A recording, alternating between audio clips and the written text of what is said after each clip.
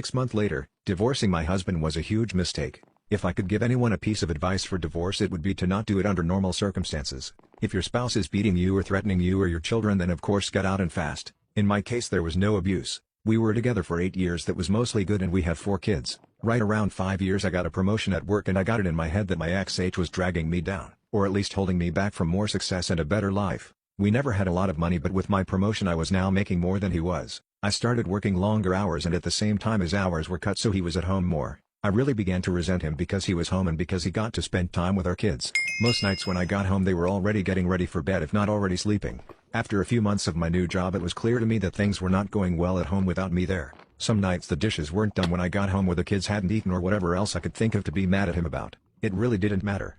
He kept saying that he would try harder, but that it was hard being home all the time. That always made me really mad. For the next couple years things kept getting worse. My hours weren't any shorter, and his were on and off full time. There was no convenient time for him to be working full time because of my hours, but we also needed the money. Whenever he would tell me that he could get extra hours, I would always complain, and the less hours he worked the more I complained that he wasn't bringing in enough money. Whenever he brought up the contradiction, I would tell him that he needed to figure it out. I knew that it would bother him, so I started saying that a lot and for everything that I could. I really started to resent him, and I pulled away from him. I knew that it was hurting him, but I didn't care. If he didn't want to be hurt, then he would at least try to make me happy. I used that same thing to justify when I started to talk to another guy at work. I thought he was just a friend, but talking at work turned into texting at home, and then pictures and videos, and then trying to sneak some alone time with him. I knew that it was wrong, but it made me feel so alive, and my husband had not made me feel like that in years. I was tired of being unhappy, and I was doing this for me. The worst was the night that I came home at a reasonable time and found that he had cleaned the whole house, cooked the whole family dinner, and picked out a movie for all of us to watch together.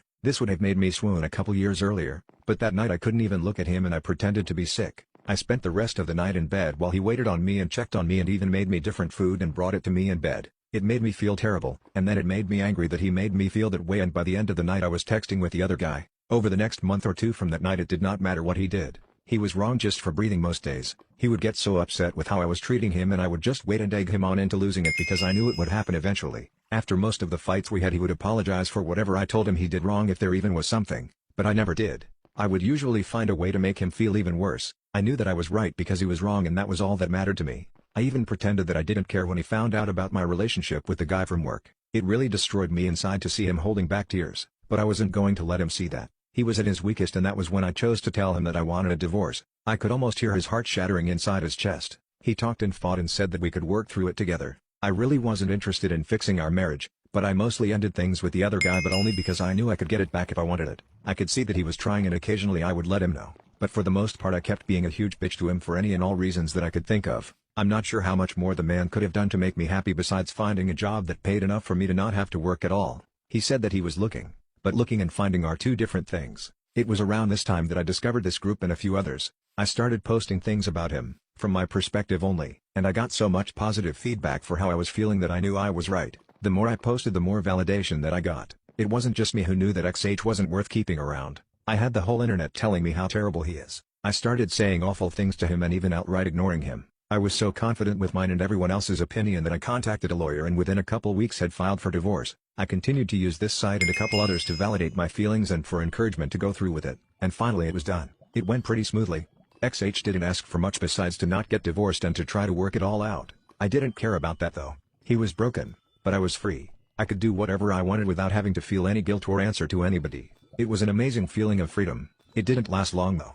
In the first month after he moved out, I missed garbage day 3 times. There was also rarely a single clean dish, and the laundry sat in piles so long that I had to start doing the sniff test to see if it could be worn again. I also never saw my kids more miserable. My oldest had seen some of the messages from the other guy months earlier, and she knew that XH still wanted to try to work it out. It didn't take her long to stop talking to me at all except to say that she wanted to go to XH house. The others all told me that they wanted to live with XH too. I did my best to try to make them happy, but I ended up just buying them toys all the time, and the happiness only lasted minutes. I also was having a lot of trouble with work. Being alone, I couldn't work all those extra hours that I was expected to. I finally gave in and started calling XH to watch the kids. He would always come over as soon as he could, and he always asked me if I needed anything. When I would get home, I would find clean dishes and laundry and even dinner sometimes. He would never say too much after I got home. He would just say to call him if I needed anything and leave. One night he took out the garbage and brought it to the curb because it was garbage night, and I forgot again. He always looked so sad when it was time to go. Finally, after a couple months, my friends convinced me to go out on a date. It was for dinner and a movie, and I was excited and hopeful, but at dinner I started getting a feeling of overwhelming guilt. It got so bad that I ended up not even going to the movie. A week and about a million tears later I was on a therapist's couch. I told her everything that had happened, starting with the promotion that I got at work. She did not agree with me or with any of the encouragement to divorce that I got. I ended up in her office 2 and sometimes 3 times a week, and the more that I talked to prove that I was right, the more that I started to see how wrong I was. It was truly heartbreaking. I don't know if I cried as much in my whole life as I did in the first month in her office. After about $2,000 of therapy sessions I learned that my ex had his faults, but I figured out that mine were so much worse. I did so many awful things and said awful things that I wouldn't want to be with me, but he did. I still remember him asking me in the meeting with the lawyer to please not go through with it. I did go through with it though, and then later I bragged on here how great it felt. I was so wrong, and now I can see it. A couple weeks ago I went outside with him when he was leaving the house. I asked him about getting back together. When he looked at me his eyes were full of tears and a couple went down his cheeks. He told me that he didn't know if he could. He said that the pain has been too much for too long and that if we got back together that I might just turn around and do it to him again. He said that he always thought that I would realize how much he loved me and stop up until I signed the divorce papers and let out a big over-exaggerated sigh of relief. He said that hurt him more than anything else and that he doesn't know if he can ever trust me again. I don't blame him. I destroyed a man who looking back was a great husband. I deprived my kids of having a great father in the house with them and I took his kids away from him. And me, the one who pushed for the divorce expecting happiness and a life of freedom, spend all my free time sitting at home or sitting on a therapist's couch. Please don't just take the advice of anyone on this site or any other about getting a divorce. If your marriage is bad, look at yourself first and see if you can make changes. This is advice for men and women. Getting divorced is not fun. Being divorced is not fun. And seeing your husband broken and your children never happy because of your actions is the most painful experience that I can imagine. I wish all of you well and hope that you will give your marriages a second chance.